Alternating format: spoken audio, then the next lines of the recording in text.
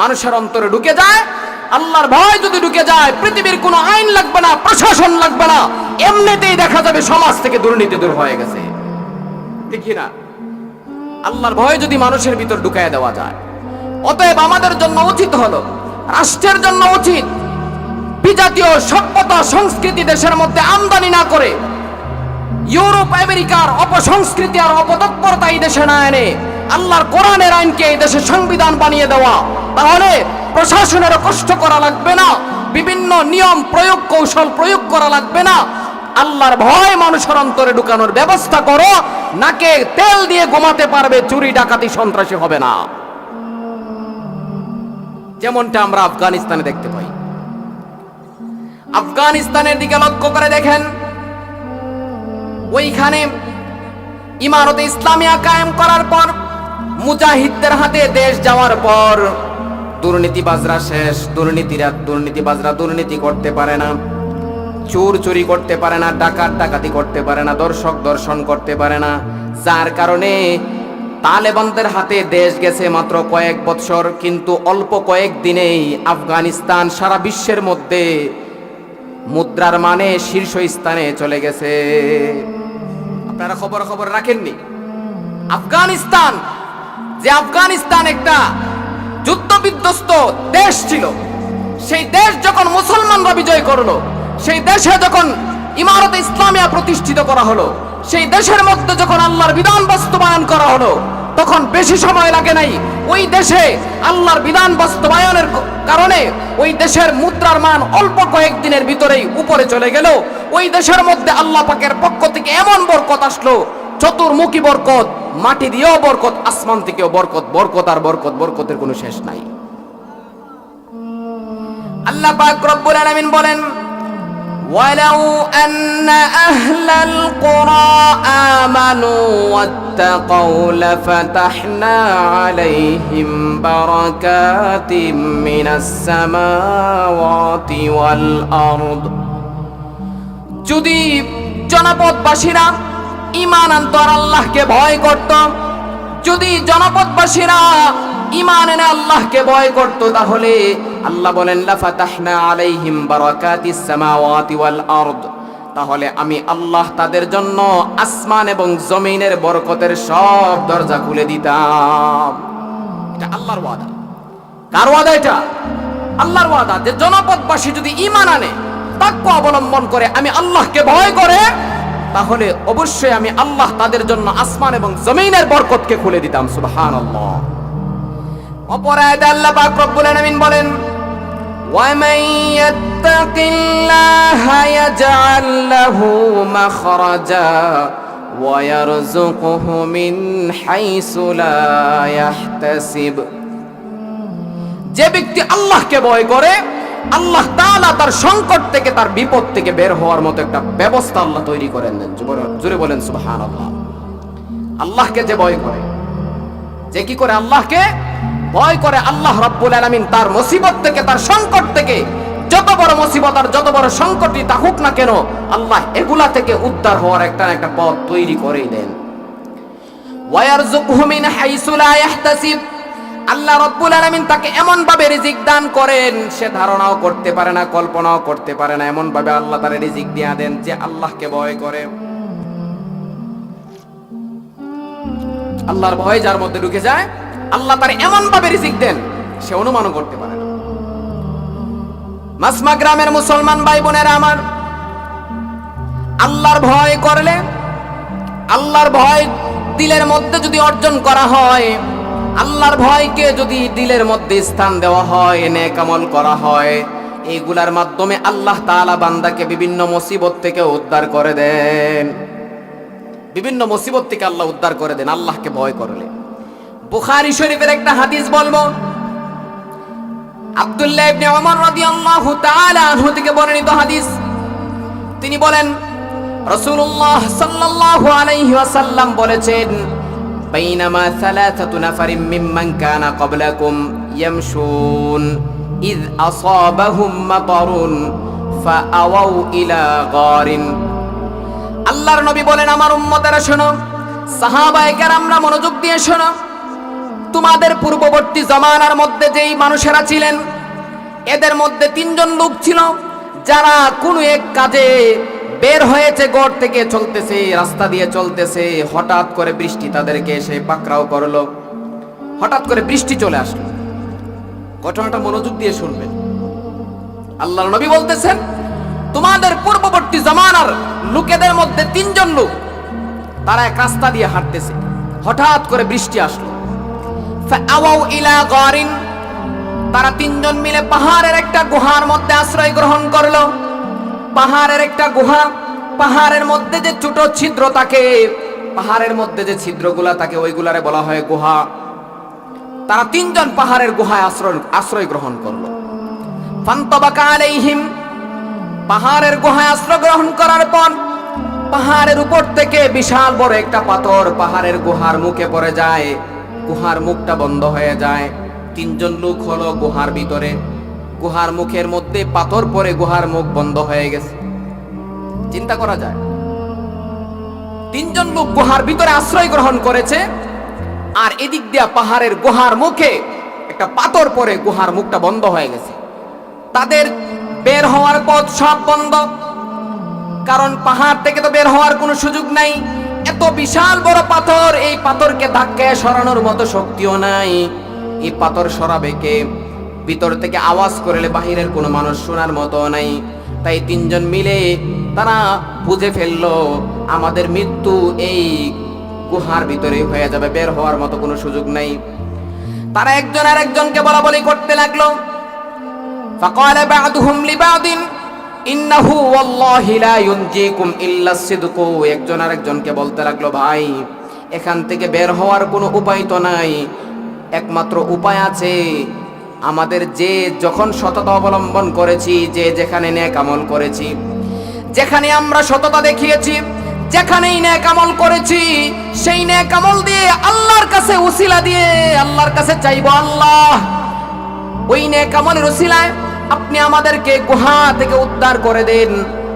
3 জন মিলে সিদ্ধান্ত নেওয়ার পর একজন বলতেছে, ঠিক আছে আমি আল্লাহর কাছে দোয়া শুরু করি, আমার একটা জীবনে নেক আমল আছে, এটা দিয়ে শুরু করি। ঠিক আছে, শুরু করো। তাদের প্রথম জন শুরু করলো, সে বলল, আল্লাহুম্মা ইন কুনতা তা'লামু আন্নাহু কানা লি আজিরুন আমিলা লি আলা ফারাকিম মিন আরুজিন। আল্লাহ তুমি তো জানো আমার সাথে ঘটে যাওয়া একটা ঘটনার কথা। ঘটনাটা হলো কি, আমি আমার কোনো একটা কাজের জন্য একজন শ্রমিক নিয়েছিলাম যে আমাকে কাজ করে দিবে।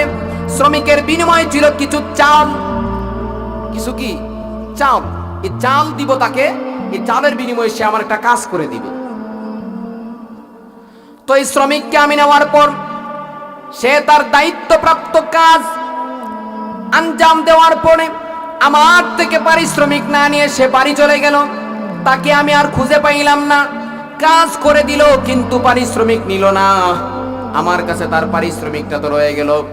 আমি চিন্তা করলাম তার পারিশ্রমিকটাকে আমি খেয়ে ফেলবো না, এটাকে আমি ইনভেস্ট করব। তার পারিশ্রমিকটাকে আমি কি করব? ইনভেস্ট করব, বিনিয়োগ করব। এই চালটা দিয়ে আমি কৃষিকাজ করলাম, কৃষিকাজে সফলতা পাইলাম। এরপরে আমি কৃষিকাজ থেকে যা কিছু উৎপন্ন হইল এগুলার মাধ্যমে আমি একটা গাভী কিনলাম। গাভী কিনে লালন পালন করতেছি। সম্পদ ছিল কিছু চাল, এখন হয়ে গেল গাভী। কয়েকদিন পরে সেই লোকটা আমার কাছে আসলো, আইসা বলল, মালিক আমি আপনার অমুক দিন কাজ করেছিলাম, পারিশ্রমিক নেই নাই, আমার পারিশ্রমিকটা আপনি দিয়ে দেন। তো আমি বললাম, ওই যে দেখো মাঠে গরুটা দেখা যায়, ওইটা নিয়ে যাও তুমি। মাঠে যে গরুটা দেখতেছো ওইটা তুমি নিয়ে যাও। সে আমাকে বলল, আমার সাথে আপনি মশকরা করেন, ঠাট্টা করেন। আমি আপনার কাছে পাইতাম চাল, কিছু চাল, চাল না নিয়ে চলে গেছিলাম, আর আপনি আমাকে দেখাচ্ছেন গরু। গরুর বিনিময়ে তো আমি কাজ করি নাই, আপনি আমাকে গরু দিচ্ছেন কেন? মালিক বলল, তুমি আমার কাছে গরুটাই পাও, কারণ হলো তুমি যে চাল ফেলে রেখে চলে গেছিলা, পারিশ্রমিক হিসেবে যে চাল তোমাকে দেওয়ার কথা ছিল তুমি নেও নাই। আমি গাবি হয়েছে, অতএব এই গাবিটা তোমার, কারণ তোমার চাল থেকেই তো এই গাবি পর্যন্ত আমি সম্পদটারে বাড়াইতে পারছি। চিন্তা করছেন? সে ব্যক্তি পরিশ্রম করছে কিছু চাউলের বিনিময়ে, আর মালিক তার যেহেতু পারিশ্রমিকটা নেয় নাই, সে ওই চাউলটাকে ইনভেস্ট করে, চাউলটাকে বিনিয়োগ করে সম্পদ বাড়াইতে লাগলো, একটা গাবি হয়ে গেল সম্পদের। ওই লোক ফিরে আসার পরে বলতেছে গাবিটা নিয়ে যাও। অথচ আমাদের অভ্যাস কি, আমরা মজদুর নেই, তারে কাজ করাই, গাধার মতো কাজ, সারাদিন কাজ করে, কাজ করার পরে যখন আমার কাছে পারিশ্রমিক চায় বলি বাজার বাড়ি নিও, বলি না এরকম, দানটা নেওয়ার পরে নিও, ওই যে বর্ষাল দানটা নিমু, এর দানটা নিমু, ওই দানের পরে নিও। গাদার মেয়ে তো মেহনত করাই, কিন্তু পারিশ্রমিক দিব কখন? দান নিয়ে, বাজার বাড়ে। আমরা মানুষের পারিশ্রমিক দিতে চাই না। ওই লোক বলল তুমি তোমার পারিশ্রমিক নিয়ে যাও গাবি। সে বলল আমার পারিশ্রমিক ছিল সামান্য কিছু চাল, এগুলা এখন বেড়ে হয়ে গেছে গাবি। সে তো বেজায় খুশি, সে তার গাবি নিয়ে বাড়ি চলে গেল। ওই লোকটা বলতেছে আল্লাহ, ওই দিন আমি ওই লোকটাকে গাবিটা দিয়ে দিয়েছিলাম একমাত্র তোমার ভয়ে। আমি ভয় করেছি সে আমার কাছে পারিশ্রমিক পাইতো চাল, তার চাল থেকেই তো গাবি হয়েছে, অতএব গাবিটা তার, তোমার ভয়ে আমি তারে গাবিটা দিয়ে দিয়েছিলাম। মালিক, আমার এই নেক আমলটার কবুল করে তুমি এই নেক আমলের কারণে গুহার মুখ থেকে পাথরটা সরাইয়া দাও। আল্লাহর কাছে দোয়া করার পরে তার দোয়ার ফলটা হয়েছে কি দেখেন, এই দোয়া করার পরে সাথে সাথে গুহার মুখ থেকে পাথরটা কিছু সরে গেছে। সুবহানাল্লাহ। তার দোয়া করার পরে কি হয়েছে, পাথরটা গুহার মুখ থেকে সরে গেছে, পুরাপুরি সরে নাই, বের হওয়ার মতো সুযোগ হয় নাই।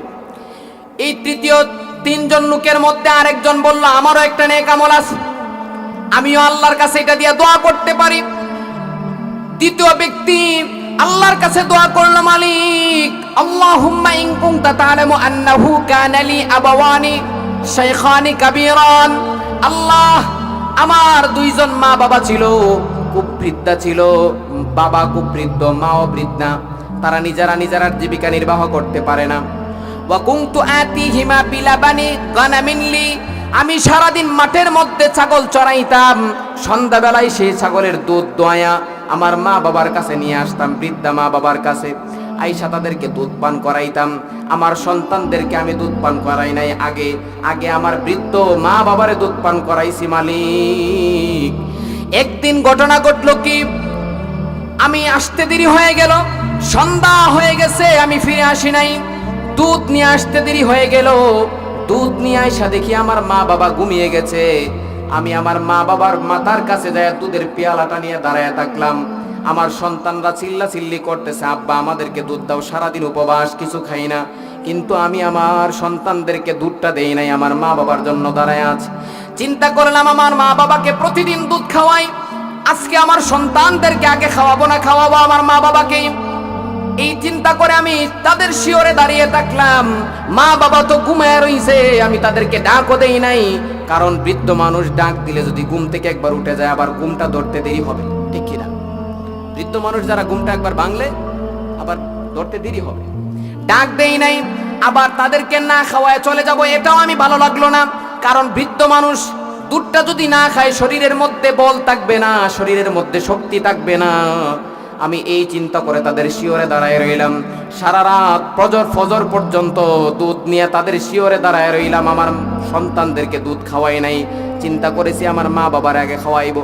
আল্লাহ, সেই কাজটা আমি করেছিলাম তোমার সন্তুষ্টির জন্য, তোমার ভয়ে আমি কাজটা করেছিলাম।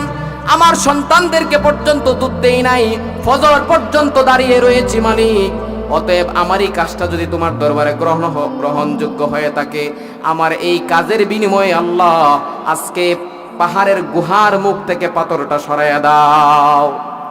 এই দোয়া করার পরে তার দোয়া আল্লাহ এত তাড়াতাড়ি কবুল করলেন, ফানসাহাত আনহুমুস সাখরা, হাদিসের মধ্যে আছে রাসূল বলেন তার এই দোয়া করার পরে পাহাড়ের গুহা থেকে পাথরটা সরে গেল।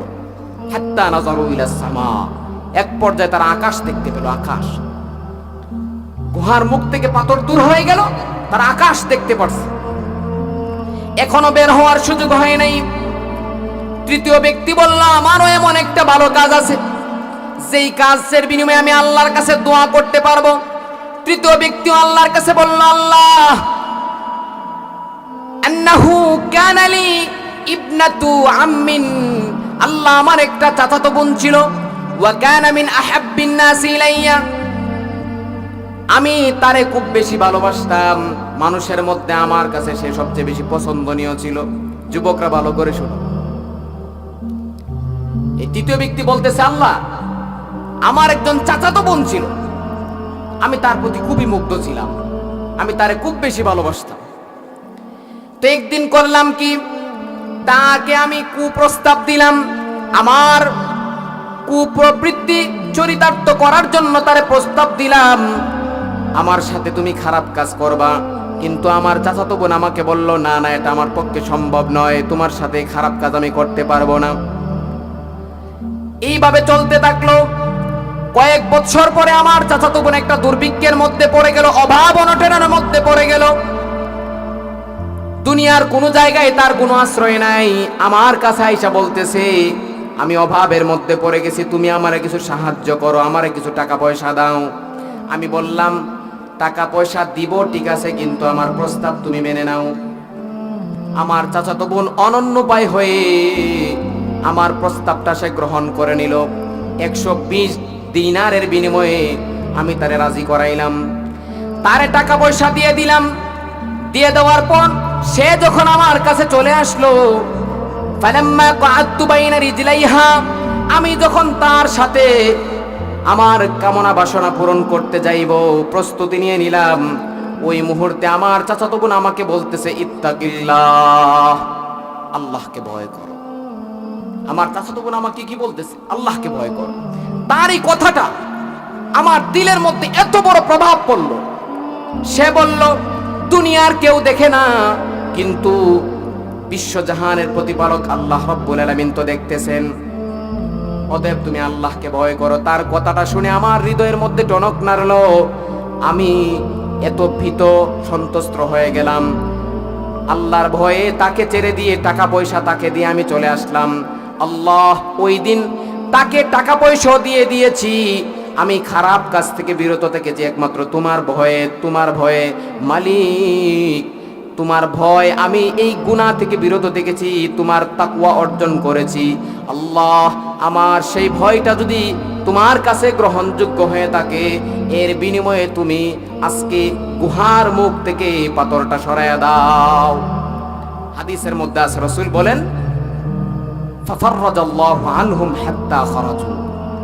আল্লাহ পাক রব্বুল আলামিন তার দোয়া কবুল করে গুহার মুখ থেকে পাথরটা দূর করে দিলেন। এক পর্যায়ে তারা আবার গুহা থেকে বের হয়ে যেতে পারলো। যারা ঘটনাটা শুনছেন, কি বুঝলেন? যে আল্লাহর ভয়, নেক আমলের মাধ্যমে আল্লাহ তাআলা মানুষের বালা মুসিবত দূর করে দেন, ঠিক কি না? আল্লাহর ভয় যারা অর্জন করে, আল্লাহর জন্য যারা নিষ্ঠার সাথে কাজ করে যায়, আল্লাহর সন্তুষ্টির জন্য যারা কাজ করে, আল্লাহর ভয় যারা অর্জন করে, আল্লাহ পাক রব্বুল আলামিন জিম্মাদারি গ্রহণ করে নিয়েছেন। বান্দা, তোমার কোনো টেনশন নাই, তোমার কোনো চিন্তা নাই, তোমার দুনিয়া আখেরাতে আমি আল্লাহ তোমার কল্যাণের জন্য যথেষ্ট হয়ে গেলাম। তোমার কল্যাণের জন্য আল্লাহই যথেষ্ট। তাহলে মুসলমানদের জাতীয় শক্তি অর্জনের প্রথম নাম্বার সূত্র হলো আল্লাহর ভয়, ঠিক কি না? আল্লাহর ভয় হলো প্রথম নাম্বার। আমাদের প্রথম অর্জন করতে হবে তাকওয়া, আল্লাহর ভয়। আল্লাহকে যদি ভয় করতে পারি, আল্লাহকে যদি যথাযথভাবে ভয় করতে পারি, আল্লাহ পাক রব্বুল আলামিন আবার আমাদের পূর্বের শক্তি ফিরিয়ে দিবেন। আমাদের মধ্যে আল্লাহ পাক রব্বুল আলামিন ঈমানি জজবা, ঈমানি চেতনা ফিরিয়ে দিবেন। আমাদেরকে আবার উমর ইবনুল খাত্তাবের মতো, আমাদেরকে আবু বকর সিদ্দিকের মতো, আমাদেরকে খালিদ ইবনুল ওয়ালিদের মতো, আমাদেরকে মুহাম্মদ বিন কাসিমের মতো, আমাদেরকে সালাহুদ্দিন আইয়ুবীর মতো আল্লাহ তাআলা বীর বাহাদুর হিসেবে কবুল করে নেবেন। এই জন্য প্রথম নাম্বার শর্ত হলো তাকওয়া অর্জন করতে হবে। আল্লাহর ভয় দিলের মধ্যে অর্জন করতে হবে। আল্লাহর ভয় যদি অর্জন করতে পারি, আমার দুনিয়া আখিরাত উভয়টার জিম্মাদার আল্লাহ হয়ে যাবেন। তাহলে মুসলমানদের জাতীয় শক্তি অর্জনের প্রথম নাম্বার সূত্র হলো আল্লাহর ভয়, আল্লাহর ভয়। দ্বিতীয় নাম্বার সূত্র আল্লাহ তাআলা বলতেছেন, واعتصموا بحبل الله جميعا ولا تفرقوا তোমরা সকলে মিলে আল্লাহর রজ্জুকে, আল্লাহর রশিকে আঁকড়ে ধরো, তোমরা বিচ্ছিন্ন হয়ে যাও না। তোমরা বিচ্ছিন্ন হয়ে যাও না মুসলমান। ইসলাম কাউকে বিচ্ছিন্ন হতে শিখায় না, ঈমান কাউকে বিচ্ছিন্ন হতে শিখায় না। তোমরা সকলে একতার বন্ধনে আবদ্ধ হও, ঐক্যবদ্ধ হয়ে যাও। আল্লাহ পাক সেই সবকটা আমাদেরকে দিচ্ছেন। ওয়াতাসিমু বিহাবলিল্লাহি জামিআ, তোমরা সকলে মিলে আল্লাহর রজ্জুকে আঁকড়ে ধরো, এমন ভাবে ধরো যেইভাবে ধরলে ছুটার কোনো সম্ভাবনা নাই। আল্লাহ পাক রব্বুল আলামিন আল্লাহর রজ্জু বা আল্লাহর রশি বলে এখানে কোরআনে কারীমকে বোঝাচ্ছেন, আল্লাহর দ্বীনকে বোঝাচ্ছেন। কারণ আল্লাহর দ্বীন হলো এমন এক দ্বীন, আল্লাহ পাকের দ্বীন হলো এমন এক মজবুত দ্বীন, যেই দ্বীন যদি আমরা আঁকড়ে ধরতে পারি, এই দ্বীনকে যদি আমরা মজবুত করে ধরতে পারি, এই দ্বীন আমাদেরকে আমাদের চূড়ান্ত লক্ষ্য জান্নাত পর্যন্ত পৌঁছায় দিবে। এই দ্বীন আমাদেরকে জান্নাত পর্যন্ত পৌঁছায় দিবে। এই কারণে যুবক ভাই আমার ভালো করে শুনেন, আমরা যুব সমাজ হলো সমাজের ভিত্তি, যুব সমাজ হলো ভবিষ্যৎ প্রজন্ম। যুব সমাজ, যেই সমাজের যুব সমাজ সংশোধন হয়ে যায়, যেই সমাজের যুবকরা একতাবদ্ধ হয়ে যায়, সমাজের যুবকরা যদি ঐক্যবদ্ধ হয়ে যায়, সমাজ থেকে দুর্নীতি দূর হয়। ঠিক কিনা? দেখেছেন আপনারা 5ই আগস্ট আমাদের বাংলার যুবকরা ঐক্যবদ্ধ হয়েছে, জালেমদের বিরুদ্ধে আন্দোলন করেছে, যুব সমাজ এগিয়ে এসেছে। যুব সমাজের আন্দোলনের কারণে, যুব সমাজের সম্মিলিত প্রচেষ্টার কারণে বাংলার জমিন থেকে জালেম পর্যন্ত বিতাড়িত হয়েছে। তাহলে ঐক্যবদ্ধ হওয়ার লাভ আছে না নাই? সমাজের যুবকরা যদি ঐক্যবদ্ধ হয়, সমাজ পাল্টে যায়। ঠিক না? যুব সমাজ যদি বলে সমাজের মধ্যে আজ থেকে কোনো ধরনের গান বাজনা চলবে না, যুবকরা যদি বলে সমাজের মধ্যে আজ থেকে কোনো ধরনের চুরি ডাকাতি চলবে না, যুবকরা যদি বলে আজ থেকে সমাজের মধ্যে কোনো টেন্ডারবাজি চলবে না, যুবকরা যদি বলে আজ থেকে সমাজের মধ্যে কোনো চাঁদাবাজি চলবে না, সব অপরাধ দুর্নীতি সমাজ থেকে মিনিটের ভিতরে বিদায় নিয়ে নিবে। এই কারণে যুব সমাজ সংশোধন হয়ে যাও। ওয়াতাসিমু বিহাবলিল্লাহি জামিআন ওয়া লা তাফাররাকু, তোমরা সকলে মিলে আল্লাহর রশিকে ধরো, মজবুত করে ধরো। আল্লাহর রশিকে এমন ভাবে ধরো যাতে ছুটার কোনো সম্ভাবনা নাই। আল্লাহর রশি হলো আল্লাহর দ্বীন, আল্লাহর কোরআন। আল্লাহর কোরআনকে আঁকড়ে ধরতে হবে। মুসলমানদের মধ্যে আজকে বিচ্ছিন্নতা তৈরি হয়েছে, শততা বিভক্ত মুসলমান। আজকে কেন মুসলমানদের মধ্যে একতা নাই? কেন? আমরা অপছন্দ করি, দুনিয়াকে ভালোবাসি। দুনিয়াতে যতদিন বেশি থাকা যায় মনে করি আমার জন্য ভালো। দুনিয়ার আমোদ ফুর্তি হাসিল করতে পারবো, ফ্যামিলি নিয়ে সুখে থাকতে পারবো, টাকা পয়সা ইনকাম করতে পারবো, দুনিয়ার ভোগ বিলাস করতে পারবো। দুনিয়া ছেড়ে যাওয়ার কোনো ইচ্ছা আমাদের মধ্যে নাই। এই কারণে মুসলমানদের পরবর্তীতে এরকম হয়েছে, আল্লাহর রাস্তায় জিহাদের জন্য যখন মুসলমানদেরকে ডাক দেওয়া হয়, তখন দেখা যায় মুসলমানরা জিহাদের ময়দানে নাই। কারণ তারা মৃত্যুকে ভয় পায়, মরতে চায় না। রাসূল বলেন, উম্মতেরা আমার, তোমাদের ওই সময় এমন অবস্থা হবে কেন? স্রোতের মতো ভেসে যাবে কেন? তোমরা দুনিয়াকে ভালোবাসবে, মৃত্যুকে অপছন্দ করবে। এই দুইটা কারণে তোমরা ওই সময় খড়কুটার মতো ভেসে যাবে। তাহলে মুমিন মুত্তাকি যে হবে, তার দিলের মধ্যে দুনিয়ার ভালোবাসা থাকবে না। দুনিয়াতে থাকবো, কিন্তু দুনিয়ার ভালোবাসা হৃদয়ে স্থান দেওয়া যাবে না। দুনিয়াতে থাকবো মুসাফির হিসেবে। যেমন একজন মুসাফির কোন জায়গায় যদি যায়, ওইখানে সে নিজের স্থায়ী ঠিকানা মনে করে না, ওইখান থেকে ফিরে আসতে সে ভালোবাসে। সে মনে করে এখানে 2 দিনের জন্য এসেছি, এখানে এত সাজানো গুছানোর দরকার নাই, এই জায়গাটাকে আমার এত সুন্দর করার দরকার নাই। ঠিক তেমনি একজন মুমিন মুসলমান দুনিয়াতে আসবে মানে সে মুসাফিরের মতো আসলো। মনে করতে হবে দুনিয়াটা আমার চিরস্থায়ী থাকার জায়গা নয়, দুনিয়াতে আমি চিরস্থায়ী থাকতে পারবো না, দুনিয়াটা আমার জন্য সুসজ্জিত নয়, দুনিয়াটা কোনো মুমিনের জন্য সুখের জায়গা নয়। ভাবতে হবে দুনিয়া আমার জন্য পরীক্ষার জায়গা, দুনিয়া আমার ছেড়ে যাইতে হবে।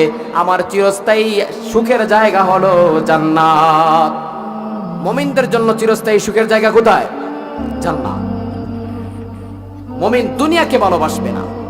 আদ-দুনিয়া সিজনুল মুমিনি ওয়া জান্নাতুল কাফির, দুনিয়া হলো মুমিনদের জন্য জেলখানা, কাফেরদের জন্য দুনিয়াটা হলো জান্নাত। কারণ কাফেরদের জন্য দুনিয়া ছাড়া আর কিছু নাই। দুনিয়াতে যতটুকু বুক বিলাস করার করতে পারলো, আখিরাতে যাওয়ার পর তার জন্য শাস্তি ছাড়া তো আর কিছু নাই। কিন্তু একজন মুমিনের জন্য আসল ঠিকানাই হলো আখিরাত। আল্লাহ পাক রব্বুল আলামিন মুমিনের জন্য জান্নাতকে সাজিয়ে রেখেছেন চিরস্থায়ী নিয়ামত দিয়ে। অতএব আখিরাতের শান্তির তুলনায় দুনিয়াটা মুমিনের জন্য জেলখানা ছাড়া আর কিছু নয়। আখিরাতের শান্তির তুলনায় দুনিয়াটা কি? জেলখানা। মুমিন এটা মনে করতে হবে। অতএব মৃত্যুকে ভয় পাওয়া যাবে না, মৃত্যুকে অপছন্দ করা যাবে না, মৃত্যুর জন্য সদা সর্বদাই প্রস্তুত থাকতে হবে, ঠিক কিনা? মৃত্যুর জন্য প্রস্তুত থাকতে হবে। মৃত্যু কখন আসবে বলা যায় না। আজকে এখানে বসে আছেন, আগামীকাল ফজরের সময় মাইকের মধ্যে এলান হতে পারে অমুক নাই, অথচ আপনি রাত্রে বেলায় মাহফিলে ছিলেন, কিন্তু সকাল বেলায় আপনি নাই, চলে গেছেন। এই কারণে মৃত্যুকে অপছন্দ করা যাবে না। মৃত্যুর জন্য সদা সর্বদাই প্রস্তুত থাকতে হবে, সদা সর্বদাই তাওবা ইস্তেগফার করে নিজেকে পরিশুদ্ধ রাখতে হবে, যেন যে কোনো সময় আল্লাহর কাছ থেকে যদি ডাক আসে, আল্লাহর ডাকে সাড়া দিয়ে সাথে সাথে আল্লাহর কাছে চলে যাওয়া যায়। মৃত্যুকে অপছন্দ করে যারা কাফের মুশরিক তারা, কারণ কাফের মুশরিকরা মৃত্যুর সময় তারা নিজেদের চোখের সামনে পরকালীন আযাবগুলোকে দেখতে পায়। জাহান্নামের ফেরেশতারা তাদের সামনে পরকালের আযাবের চিত্রগুলো তুলে ধরে। এই কারণে কাফেররা মৃত্যুকে ভয় পায়, মৃত্যু গ্রহণ করতে চায় না, তারা মরতে চায় না। কিন্তু একজন খাঁটি মুমিন যখন মৃত্যুর সময় উপনীত হয়, আল্লাহ পাকের রহমতের ফেরেশতা তার সামনে জান্নাতের চিত্রগুলো তুলে ধরেন। মুমিন মৃত্যুকে অপছন্দ করবে না। অতএব আজকের আলোচনা হলো সামান্য দুইটা সংক্ষিপ্ত আলোচনা। প্রথম নাম্বার হলো আল্লাহর ভয়। প্রথম নাম্বার হলো কি বলেন না? প্রথম নাম্বার হলো কি? আল্লাহর ভয়। আল্লাহর ভয় অর্জন করো। যাদের হৃদয়ে আছে আল্লাহর ভয়, তারা কবু পথ ভুলে যায় না, ঠিক না? আল্লাহর ভয় হৃদয়ের মধ্যে রাখতে হবে। আমার যুবক ভাইয়েরা বিশেষ করে বলবো, আল্লাহর ভয় ভিতরে অর্জন করেন। দুনিয়ার বিভিন্ন লোভ লালসা সামনে আসবে। আমার যৌবন আমাকে অবৈধ পথে চালাইতে চাইবে, আমার তারুণ্য আমাকে অবৈধ পথে চালাইতে চাইবে, আমার যৌবন তারুণ্য আমাকে হারাম পথে নিয়ে যেতে চাইবে, আমার ধন সম্পদ আমাকে হারাম পথে নিয়ে যেতে চাইবে, অন্যায় করতে উদ্বুদ্ধ করবে। কিন্তু আল্লাহর ভয় হৃদয়ের মধ্যে সদা সর্বদাই জায়গা দিতে হবে। আল্লাহর ভয়কে নিজের পুঁজি বানিয়ে নিতে হবে। আল্লাহর ভয় সদা সর্বদাই সামনে রাখতে হবে। চুরি করতে যাইব লক্ষ্য রাখতে হবে, দুনিয়ার কোনো মানুষ যদিও না দেখে আল্লাহ তো দেখতেছেন। ডাকাতি করতে যাইবে, মনে রাখতে হবে দুনিয়ার কোনো মানুষ যদিও আমাকে বাধা দিতে পারবে না, কিন্তু আল্লাহ তো দেখতেছেন। সন্ত্রাসী করতে যাইবে, দুনিয়ার কোনো মানুষ আমাকে বাধা দিতে পারবে না, আল্লাহ তো দেখতেছেন। জিনা করতে যাইবে, দুনিয়ার কোনো মানুষ যদিও দেখে না, আল্লাহ তো দেখতেছেন। এইগুলা মনে রাখতে হবে, আল্লাহর ভয়টা রাখতে হবে। দ্বিতীয় নাম্বার হলো একতাবদ্ধ থাকতে হবে সদা সর্বদাই। সমস্ত মুসলমানরা ঐক্যবদ্ধ থাকবে, শতধা বিভক্ত হওয়া যাবে না, পরস্পরে বিচ্ছিন্নতাবাদী হওয়া যাবে না, যে মনে চায় যেইভাবে যাওয়া যাবে না। মুমিনদেরকে আল্লাহ পাক রব্বুল আলামিন ঐক্যবদ্ধ থাকার আহ্বান করেছেন। আল্লাহ তাআলা এই দুইটা সূত্র অনুযায়ী আমাদেরকে আমল করার তৌফিক দান করুক। সবাই বলেন আমিন।